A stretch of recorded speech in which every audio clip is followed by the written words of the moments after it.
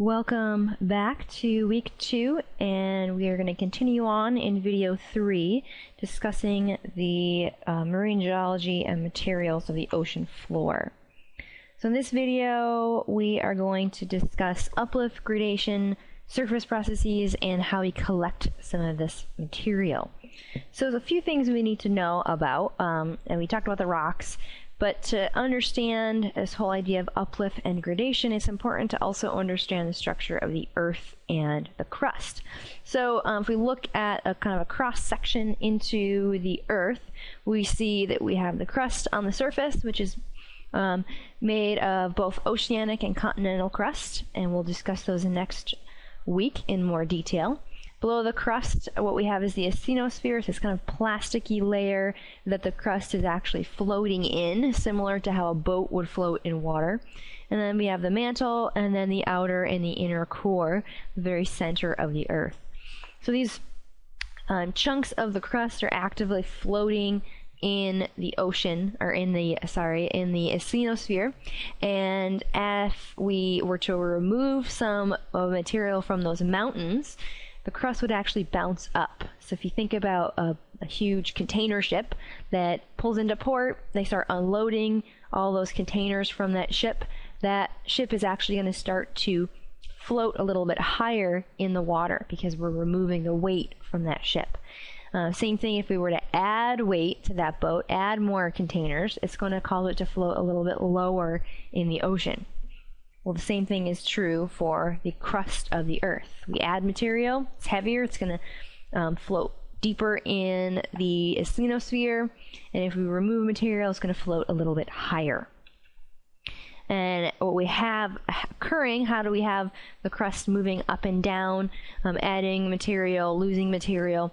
Well, what happens is if we have this convergent plate boundary at the number 7, 8, 9, and 10, we have a chunk of the oceanic crust subducting below the continental crust. And as that happens, those two plates are colliding into one another, and we're actually kind of squishing that material together, causing the mountains to rise higher and causing some volcanic activity, adding material to the crust. So we're thickening the crust at that number 13, 11, 14 area. And as a result, if we build mountains, we're going to erode them too. So they're going to start to break down, and we're going to remove that material. So when we talk about uplift and gradation, a little review. Uplift, we have the crust rising due to tectonic activity. Gradation, we have the erosion of these topographic high points. So if we were to start here, we have the white line as our ground surface, blue line sea level. If we have uplift, so we have maybe compression at a convergent plate boundary, creating these really high mountains similar to the Himalayas or the Rockies. You raise the surface of the earth, and as that uplift happens, we actually are going to end up creating a surface where erosion is going to want to act upon. So once that uplift occurs, gradation starts to break that material down and lowers that mountain range down. So if we have uplift and gradation occurring both at the same rates, our mountain range is going to stay about the same height. If our uplift is happening faster or moving the mountains higher than our erosion rate, then our mountains are going to get bigger. If erosion is faster than uplift, then we're going to decrease the size of those mountains. And here you can see the dotted line is the former surface, the white solid line is the surface after gradation happened, and you can see we had erosion where that yellow arrow is, and then we actually had deposition out in the ocean. So that material has to go somewhere.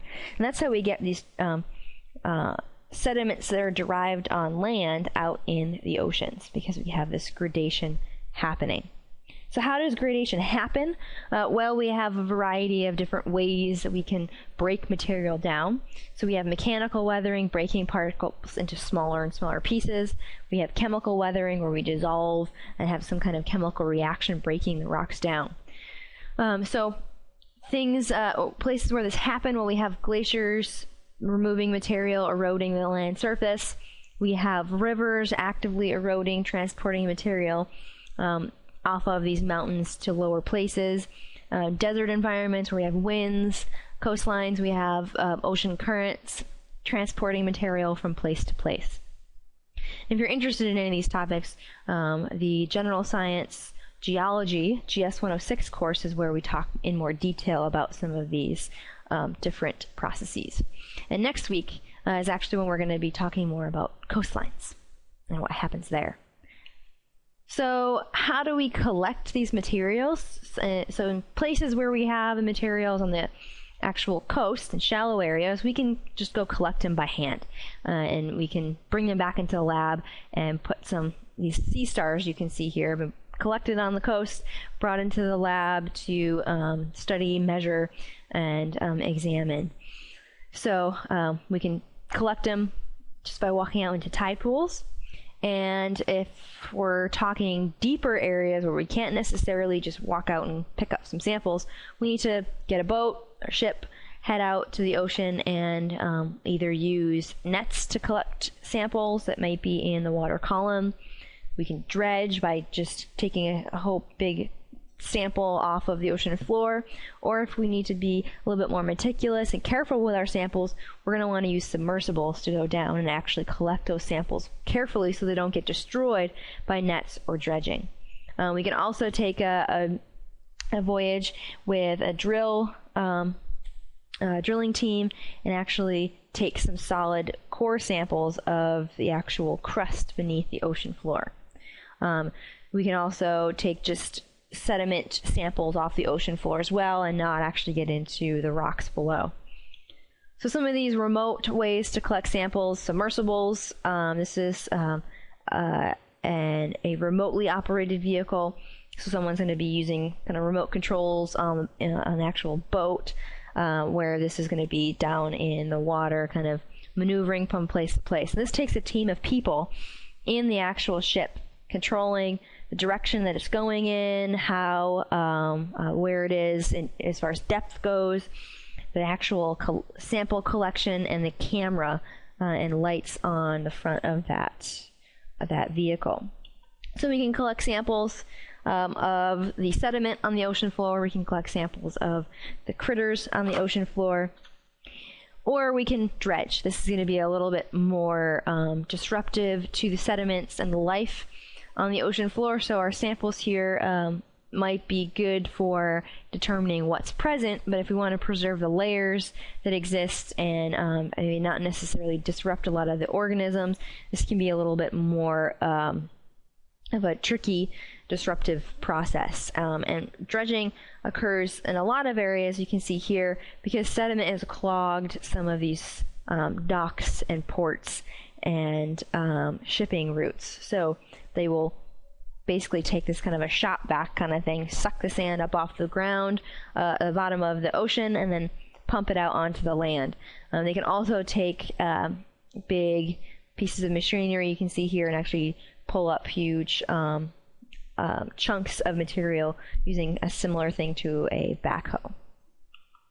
So to kind of wrap up and review what we talked about in this week's material. So we discussed the materials that make up the seafloor and the coastline, the major rock types and sediment types that we see, and where they're located around the world. We discussed how these materials are collected, how do we identify them in the lab, and then we discussed a little bit of how these materials form, so where we get oceanic crust, that igneous rock, we have cooling of igneous material, so magmas and lavas, sediments on the coastline, weathering from continents, sediments in the deep ocean. A lot of these are organic material or clays settling out, and then sedimentary rock, we take those sediments and lithify them into a solid rock.